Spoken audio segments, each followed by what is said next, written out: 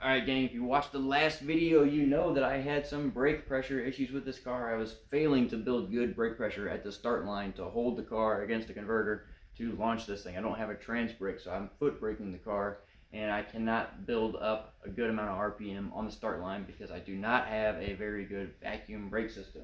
So what we're doing this time is we're upgrading to a Hydroboost brake system on this car, with the goal that with the Hydroboost I can have good brake pressure all the time, even at idle or just barely off idle, and that will help me stall the car higher against the converter while I'm foot braking to give me a better launch, and then it will also just be better all around braking on the street as well.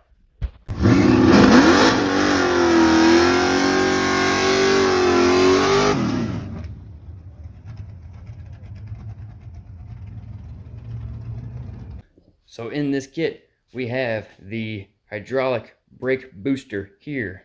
We have the space age lightweight aluminum master cylinder here. I did not know that this was going to be aluminum from the picture, from the description. I thought this was going to be cast iron. Imagine my surprise when I opened this up and this guy was aluminum. Super stoked on that. We also have some lines. One of these is supposed to go from the power steering pump to the booster, and the other one goes from the booster to the power steering gearbox. And the last thing we have is some instructions, and don't need those because none of the stuff's going to fit anyways. This is for like a 1990-ish Suburban 3/4 ton. And they have direct fit kits to put this kind of hydro boosty system onto a car like this or a Chevelle or something like that. But to buy one of those direct fit kits, it's like twice as much as just buying all these individual parts off of Rock Auto and then figuring out how to make it fit yourself. But I have all these parts. I have a welder. I am confident that between that, I can make this stuff fit in this car. So let's get after it.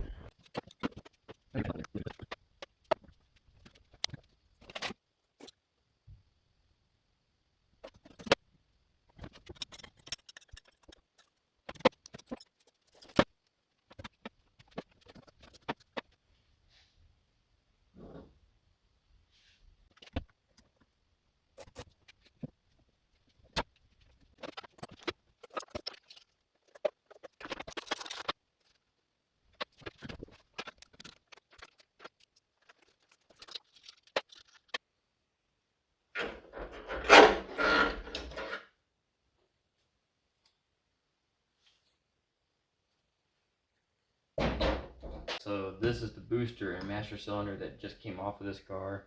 This is the new booster, new master cylinder. Got them sitting here kind of comparing and contrasting. First off, honestly, these master cylinders are probably interchangeable. I bought a new master cylinder just because I wasn't sure if this master cylinder would fit on this guy or not. But now that I'm looking at it, honestly, they're pretty much identical. I am still going to use the new one because I think it's just got more of a factory look to it, and I prefer the look of this kind of like raw aluminum, cast aluminum, versus this polished up stuff.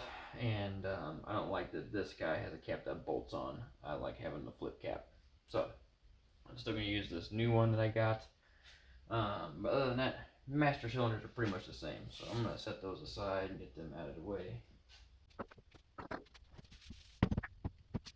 The boosters are obviously where the differences really are in these two setups.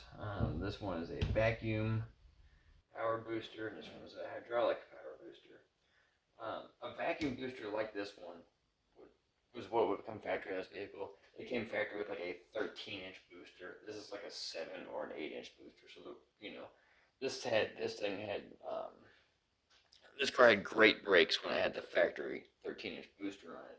The reason why it doesn't have the factory one on there anymore is because with these tall valve covers, I couldn't get the valve covers off without having to loosen the booster every time.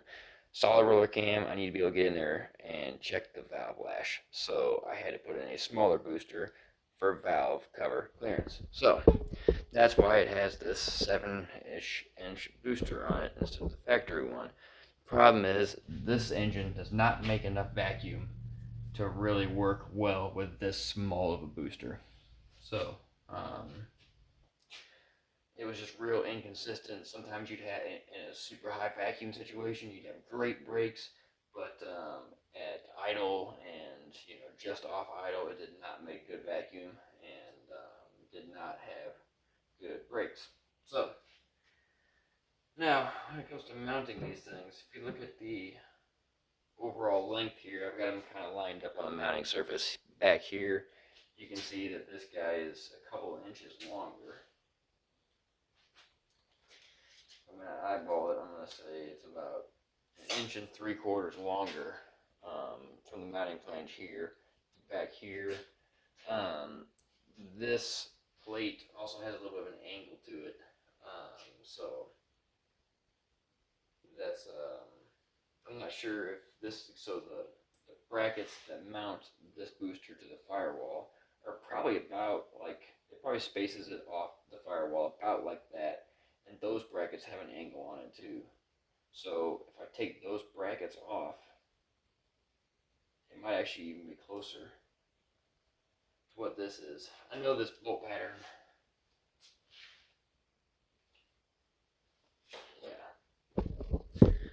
Bolt pattern for those brackets on the firewall, it's like a real close bolt pattern, then it spreads to a wider pattern. And this bolt pattern on this new Hydroboost setup is a couple inches wider. It's like a 6.5 inch bolt pattern. This guy's like 3 3/4, so it's like twice as big. So I don't think we're going to get out of this job without having to do some fabrication. The other thing to note is that the actual pedal rods here are different. This guy's just got a large eyelet on the end. This one has a clevis with a little pin and a cotter pin. This one's also longer, which I prefer longer. I prefer it being too long versus being too short. And obviously this one, just having this eyelet on here has no adjustment. This one's got this adapter here and this clevis, and it's all threaded rod. It's got a lot of adjustment, so you can dial it in. What I did notice though is these are 3/8 fine threads, and this is also a 3/8 diameter rod. So what I might end up doing, I don't know yet for sure. I want to get the brackets and get it in the car, see what it looks like first. What I may end up doing is cutting this off here, getting a 3/8 fine thread die, and actually cutting threads on the end of the shaft, and then reusing this old clevis and stuff like that off of this onto here. The other option would be, if this is too long when it gets in the car, is if my pedal is like here, or here in line with this, is just making a little bracket that would attach to the pedal and then attach to this. But we'll see what it looks like when we get it in the car. So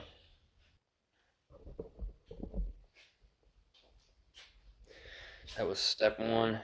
Get it all out of the car. Now that I've got to take a good look at this setup, I think I'm going to go ahead and take these little stub brackets off as well. And then we'll just try and jam this guy in the hole here and see what it looks like.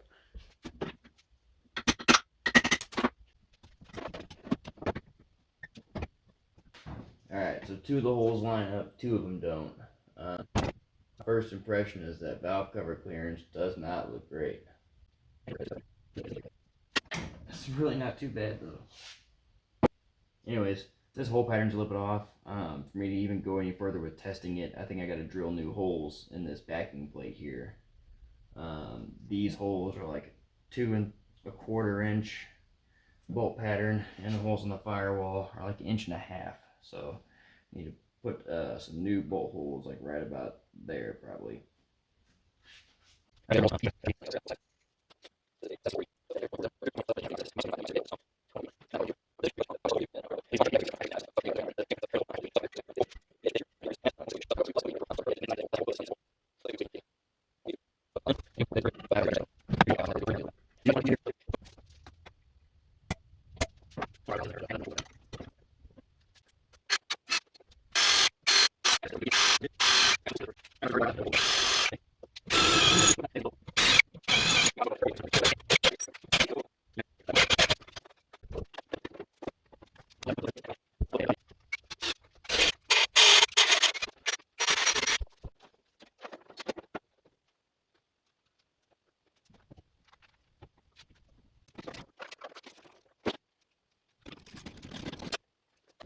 Okay, so it's kind of in. I got 3 bolts kind of started.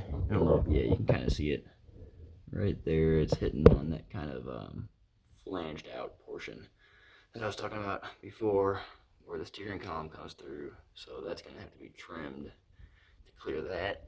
It's hitting the same thing on the bottom side. I don't know what, it's got it locked up on the top side here from not wanting to go up, but it is. I mean, real close to that valve cover. Not too awful bad. It's workable, but I have to see how it looks when it's all the way bolted down. We could just put spacers behind there, actually, and not worry about trimming that corner off, I guess. I don't know. Let's see what it looks like under the dash.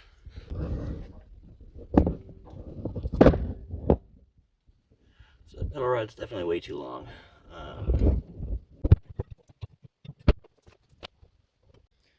Alright, so still trying to figure out if this is going to work or not. I went ahead and put the master cylinder on loosely just to kind of eyeball clearances and stuff like that. For the rest of this, you just kind of look at where the brake lines are. It looks like I need to space this guy out. It's still got like a 1/4 to 3/8 inch gap back there, but it looks like I need to space this out about an inch or so to get this master cylinder where the old one was. I can, finagle these brake lines. It's not a big deal. I'm just kind of using this as a guide to see where the old one was, so that I can, just using that for reference. But I'd like to get a little bit more angle on this guy tilted up to get me a little bit more clearance on this accumulator to this valve cover here. So, I put the booster on so that I could climb in here, close the hood, and see what my clearances look like from this master cylinder to the hood to know if I've got room to actually space this out and tilt it up a little bit.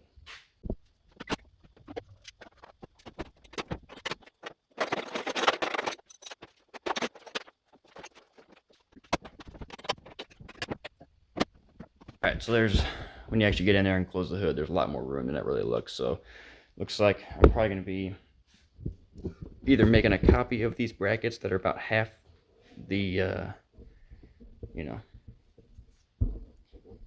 half this height, or taking this bracket and cutting it there and there and welding it back together.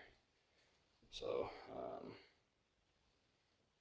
yeah, that's what we're looking at right now.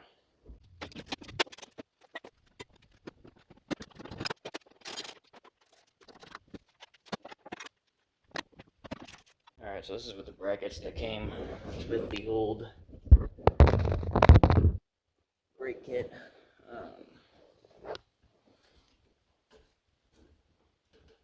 So it's really not too bad. I really don't hate this, honestly. But it's about an inch forward of this bracket. Probably in the wrong holes, because this, can't really see it, but that pedal rod is very near the top of that hole. I don't know what that looks like underneath. An inch too short now to line up with the brake pedal. We're just going to use that pedal rod. So, the angle looks pretty good though.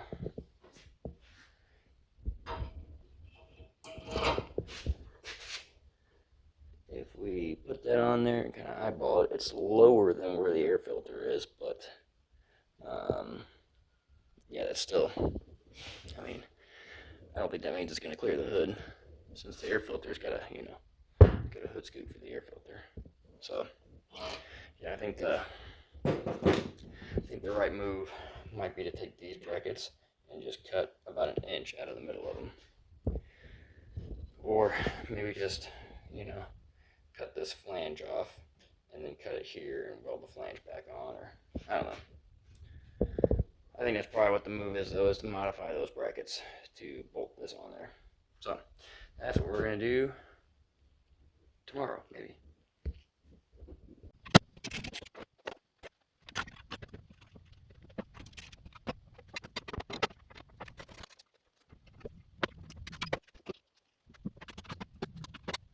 Alright, so this is the old brackets on the new holes that I made. The new holes that were supposed to go to the firewall.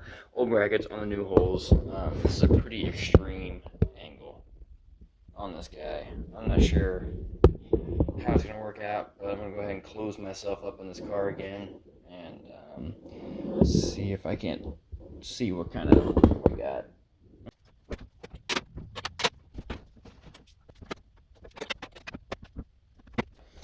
Alright, so that didn't fit, but while I've got it here, I'm going to look under the dash real quick and see what it looks like under there as far as pedal rod alignment. It looks pretty good in the hole. Angle it definitely looks like it's at a pretty, like more angle than it needs to be, and it needs to come in a little bit if I'm going to use this stock pedal rod here. So looking at this, looking at these lines and stuff like that, it looks like if I cut the zip tie, I could probably get these lines to line up here. So I kind of feel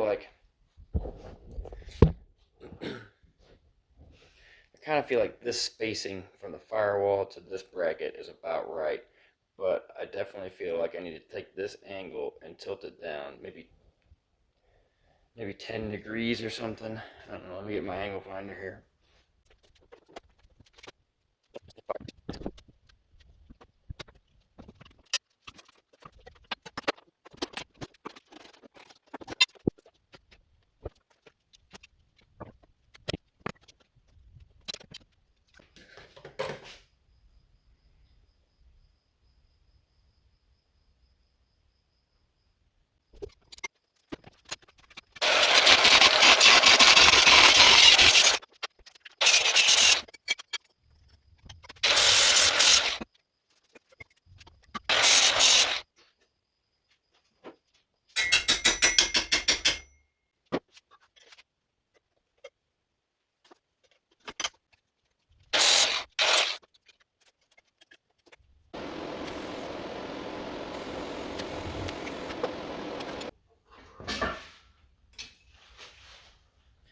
Alright, so I just cut 5 degrees out of this bracket and tacked it back together on the bottom.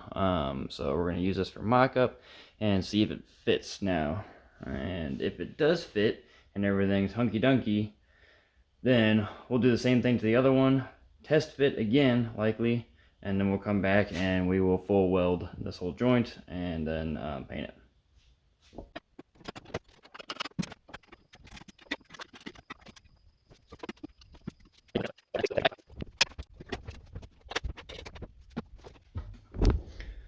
Alright, so that actually looks really good. There's like maybe an inch or an inch and a half of clearance there. So the last thing I want to check tonight is to check what the pedal rod looks like now that I've changed that angle a little bit. And yeah, just see where we're at with that pedal rod.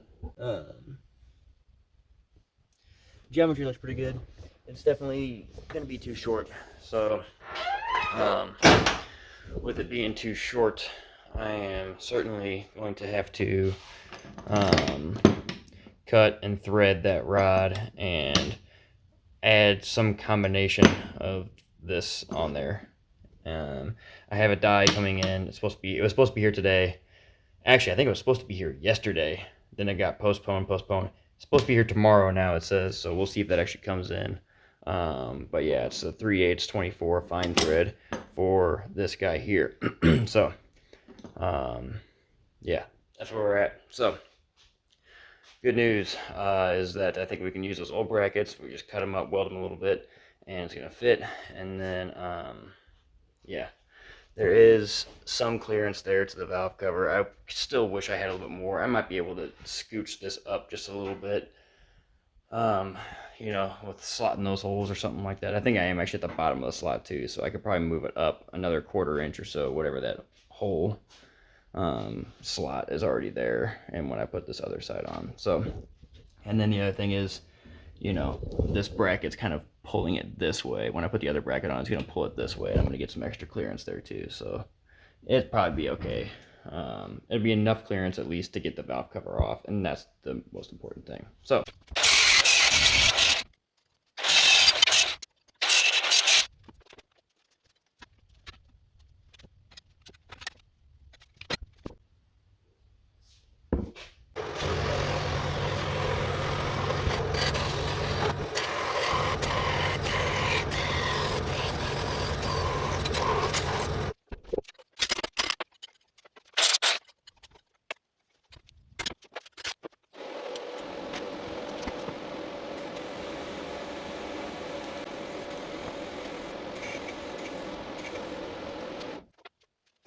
and we'll fully.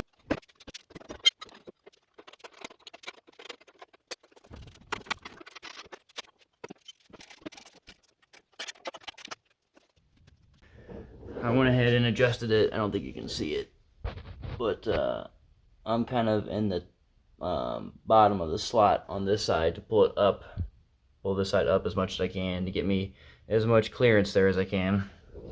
So this is hopefully going to be the final location of this guy, but I got to do it one more time. I got to climb in there, close the hood, and make sure I got clearance.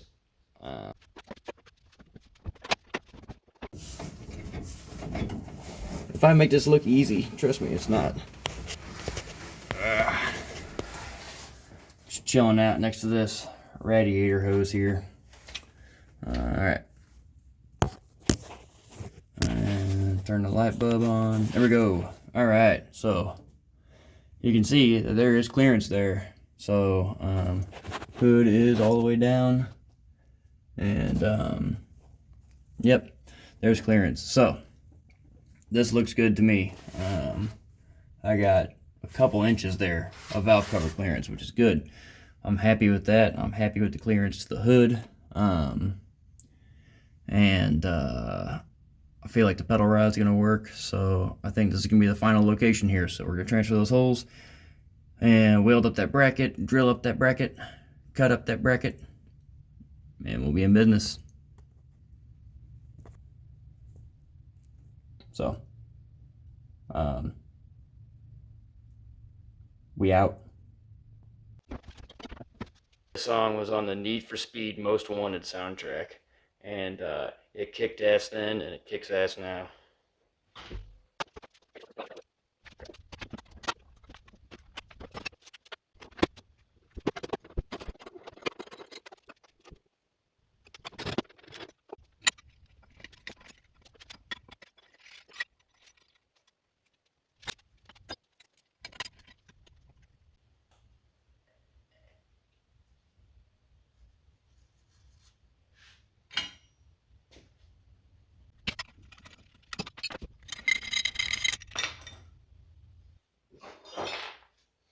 Alright, so there's the two holes I gotta drill through here to attach to these brackets. But now we're gonna clean up the weld table and get these set up to finish weld these next.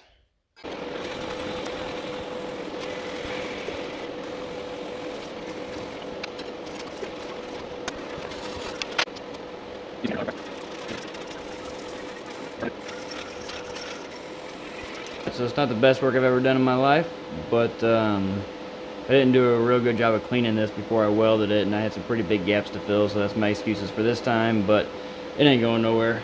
On to the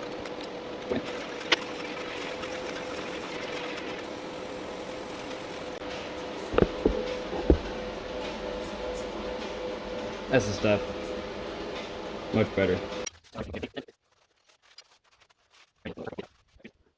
Alright, got my Rock Auto paint booth set up here. Got these guys in there. I'm going to hose them down with a little bit of brake clean real quick. Just to make sure there's no oil on them. And then hit them with some black. These Rust-Oleum turbo cans are the way to go, and you're about to see why.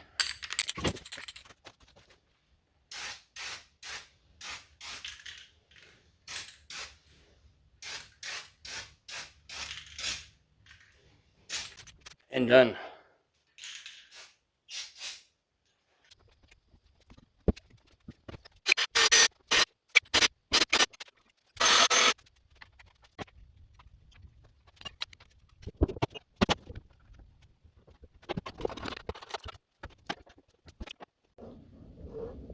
All right, well there you have it, folks. It is mounted with all 4 bolts on it. So, a couple of things left to do now. We still got to rehook up these brake lines. They're real close. I think maybe they might just need a little bit of finagling to get them to go in, but that looks pretty good. We've got to do the hydraulic lines that go to the power steering pump and the power steering gearbox. And then we've got to take care of the pedal rod under the dash too. So what I'm probably going to do is put eyes on that pedal rod, take a few measurements now, and then switch to working on these lines and starting to try and get these lines good and ready to go. Because if these lines don't fit, I'm going to have to order new lines.